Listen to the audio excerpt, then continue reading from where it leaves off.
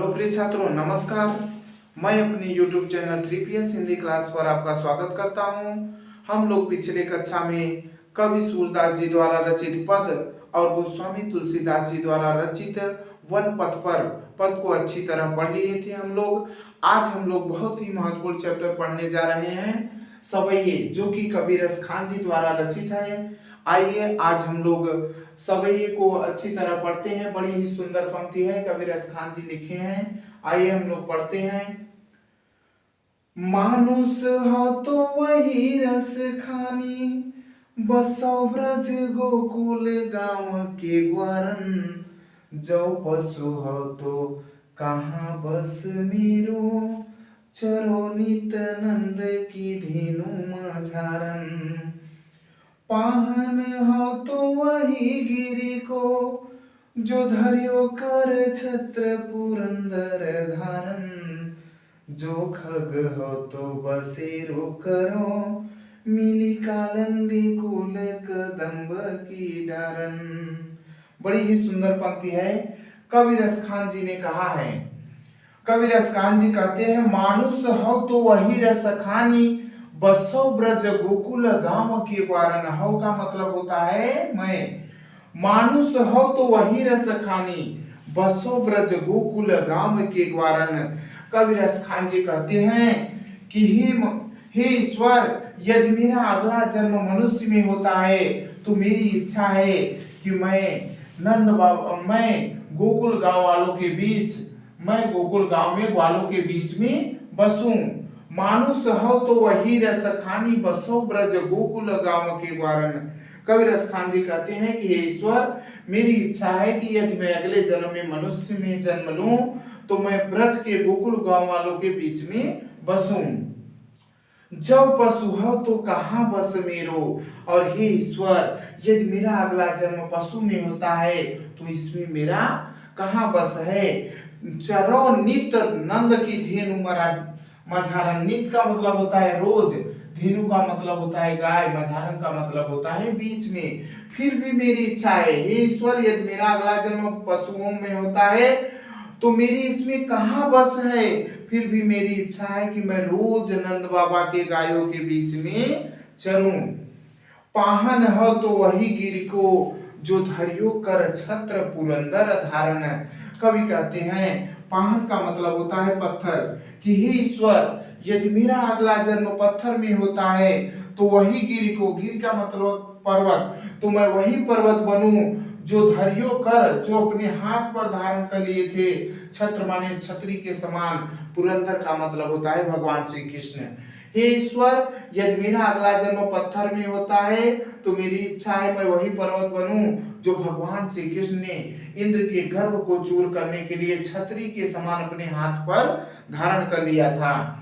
जो खग हो तो बसेरो करो, नीली कालंदी कूल कदम्ब की डारन। खग का मतलब होता है पंछी। और हे ईश्वर, यदि मेरा अगला जन्म पंछी में होता है तो मैं उसी कदम के वृक्ष पर बसेरा करूं। मैं कालंदी का मतलब होता है यमुना, कूल का मतलब होता है किनारे। और हे ईश्वर, यदि मेरा अगला जन्म पंछी में होता है तो मेरी इच्छा है कि मैं उसी यमुना के किनारे कदम के वृक्ष के डाल पर बसेरा करूं जहां भगवान श्री कृष्ण अक्सर ग्वालों के संग खेलते थे। एक बार फिर से देख लेते हैं। मानुष हो तो वही रस खानी, बसो ब्रज गोकुल गांव के ग्वारन। कवि रस खान जी कहते हैं कि हे ईश्वर, मेरी इच्छा है कि यदि अगले जन्म में मैं मनुष्य के रूप में जन्म लेता हूं तो मेरी इच्छा है मैं ब्रज में गोकुल गांव वालों के बीच में बसूं। जो पशु हो तो कहाँ बस मेरो, चरो नित नंद की धेनु मझारन। और हे ईश्वर, अगले जन्म में यदि मैं पशुओं में जन्म लेता हूँ, पशु होता हूँ, तो इसमें मेरा कहाँ बस है। फिर भी मेरी इच्छा है कि मैं रोज नंद बाबा के गायों के बीच में जाकर चरूं। पाहन हो तो वही गिरि को, जो धरियो कर छत्र पुरंदर धारन। और हे ईश्वर, यदि मेरा अगला जन्म पत्थर में होता है तो मैं वही पर्वत बनूं जो भगवान श्री कृष्ण ने छतरी के समान अपने हाथ पर धारण कर लिया था इंद्र के गर्व को चूर करने के लिए। जो खग हो तो बसेरो करो, मिली कालंदी कूल कदम्ब की डारन। और हे ईश्वर, यदि मेरा अगला जन्म पंछी में होता है तो मैं यमुना के किनारे उसी कदम के वृक्ष पर बसेरा करूं जहां पर भगवान श्री कृष्ण अक्सर खिलने जाते थे। अगला पढ़ते हैं हम लोग। आज गई युति हो रही हो रस खान रई बहिनंद के भवन। रई का मतलब होता है डूब कर।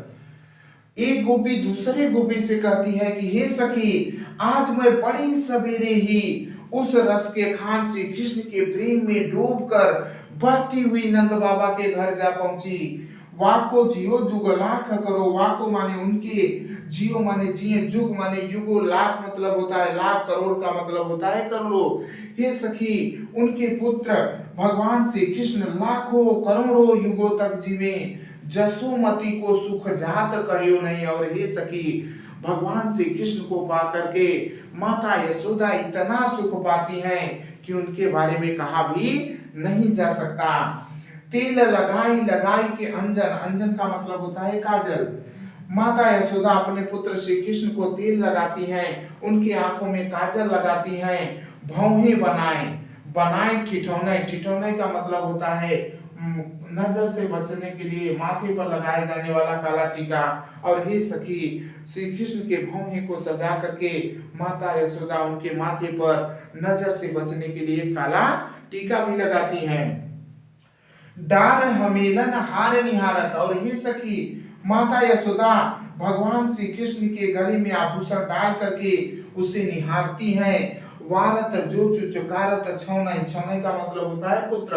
और हे सखी, माता यशोदा अपने पुत्र श्री कृष्ण को चुचकार कर बुलाती हुई, वारत का मतलब होता है न्यौछावर हो जाती हैं, उनकी सुंदरता पर न्यौछावर हो जाती हैं। एक बार फिर पढ़ते हैं हम लोग। आज गई हुती हो रही है और सखान रही बहिनंद के भवनई। एक सखी दूसरे सखी से कहती है कि हे सखी, आज मैं बड़े ही सवेरे ही उस रस के खान अर्थात श्री कृष्ण के प्रेम में डूबकर बहती हुई नंद बाबा के घर जा पहुंची। हे सखी, उनके पुत्र श्री कृष्ण लाखों करोड़ों युगों तक जीवे। और हे सखी, यशोदा माता भगवान श्री कृष्ण को पाकर इतना सुख पाती हैं कि उनका बखान भी नहीं किया जा सकता। माता यशोदा भगवान श्री कृष्ण को तेल लगाती हैं, उनकी आंखों में काजल लगाती हैं और उनके भौहों को सजाती हैं और उनके माथे पर नजर से बचने के लिए काला टीका लगाती हैं। डार हमेलन हार निहारत वारत जो चुचकारत छमै। और हे सखी, माता यशोदा उनके गले में आभूषण डालकर उसे निहारती हैं और अपने पुत्र श्री कृष्ण को चुचकार कर बुलाती हुई उनकी सुंदरता पर न्यौछावर हो जाती हैं। प्रिय छात्रों, वीडियो पसंद आए तो लाइक और शेयर जरूर करें और कमेंट के माध्यम से आप अपनी बात को हम तक पहुंचाएं।